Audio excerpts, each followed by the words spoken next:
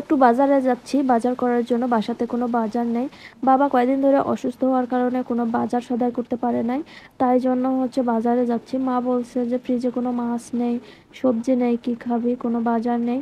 তো ভাবলাম যে নিজের কাজ নিজে করা ভালো, তাই মাকে বললাম যে আমি বাজারে যাই। মা বললো তুই একা যাওয়ার দরকার নেই, আমাকেও নিয়ে যা। তো এই জন্য মাকেও আবার নিয়ে গেলাম, কারণ দিন সময় খারাপ, কখন কি হয় বলা তো যায় না, তাই না?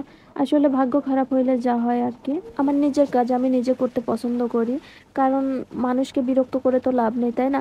আর একদিন দুই দিনের জন্য তো না, আমাদের তো আল্লাহ যে কয়দিন বাঁচিয়ে রাখছে, খেতে হবে, পড়তে হবে। তাহলে আমি কেন অন্যের উপরে নির্ভরশীল হব? নিজের পায়ে তো দাঁড়াইতে হবে, তাই না?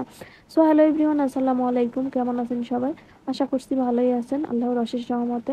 আমি মোটামুটি ভালো আছি, কিন্তু আমার বাবা অসুস্থ, মাও অসুস্থ মানুষ। তো এটা হলো আমাদের এলাকার রোড, আর আমাদের রোডে কিন্তু বেশিরভাগই ভ্যান গাড়ি চলাচল করে, কারণ এটা খুব একটা প্রপারে না, তাই জন্য আমাদের এদিকে একটু ভ্যান গাড়ি বেশি চলে। তো আমি কথা বলতে বলতে চলে আসলাম বাজারের মধ্যে। তো এই যে দেখেন অনেক কলা উঠছে বাজারে। তো অনেক কলা উঠলে কি হবে, কলার দাম কিন্তু অনেক, 30 টাকা হালি। তো তারপরে আমার কলা খাওয়া লাগে, এই জন্য দুধ দিয়ে কলা খাই, তাই জন্য কলাও আমাকে কিনতে হবে। আর এই যে আমগুলো আমি কিনবো না, এমনিতেই দেখলাম আম দেখতে অনেক সুন্দর লাগছে, জানি না খাইতে কেমন লাগবে। আর এখন তো আর ওই রকম মানে আমের সিজন না, আম সিজনের আম একটু খাইতে আমার মনে হয় স্বাদ কমে লাগবে। তো আমাদের বাজারটা আপনাদেরকে একটু ঘুরে দেখাই, অনেকের হয়তো ভালো লাগবে না। আসলে একটা কথা কি জানেন, যার যেখানে জন্ম তার সেখানে অবশ্যই ভালো লাগবে, কারণ আমার এলাকা, আমার জন্মস্থান আমার কাছে ভালো, আরেকজনেরটা আরেকজনের কাছে ভালো, এটাই বাস্তব, তাই না? তো আমি হচ্ছে লক্ষ্মীপুরে যায় 3-4 মাস থাকছিলাম। তো ওখানকার মানে সবকিছুই আমার ভালো লাগে, কিন্তু একটা জিনিসই খারাপ লাগে, সেটা হচ্ছে টাটকা শাকসবজি ওখানে পাওয়া যায় না, কারণ ওই দিকের মানুষ ওইরকম ভাবে হচ্ছে চাষবাস করে না। মানে সবজি চাষ বলেন আর যেটাই বলেন, কোনো কিছু চাষ করে না। আমাদের এদিকে যেমন প্রত্যেকটা জিনিস মানে খেতে থেকে উঠে এনে ওইভাবেই মানে পাওয়া যায়, টাটকা একদম ন্যাচারাল সবকিছুই, কিন্তু ওইদিকে ওইরকম না। একটা জিনিস সবচাইতে বেশি ভালো, সেটা হচ্ছে লক্ষ্মীপুরের ওইদিকে সামুদ্রিক মাছ পাওয়া যায়।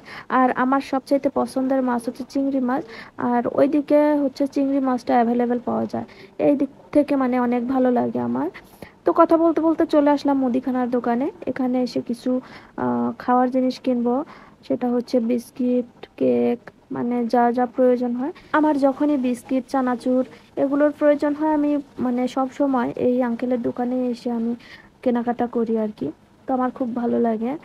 আমি যে একটা কথা কি জানেন, আমি যত জায়গায় গেছি, যেখানেই গেছি, মানে শহর এলাকা বলেন আর গ্রাম এলাকা বলেন, যেখানেই গেছি, কোথাও আমি আমার বাড়ির মতো বা আমার আমার এলাকার মতো শান্তি আমি কোথাও পাই নাই। তো মোটামুটি অনেক টাকারই জিনিসপত্র কিনলাম, আর এই যে এই বিস্কুটগুলা কিনলাম, এটা আমার জন্য, আমার বাবার জন্য।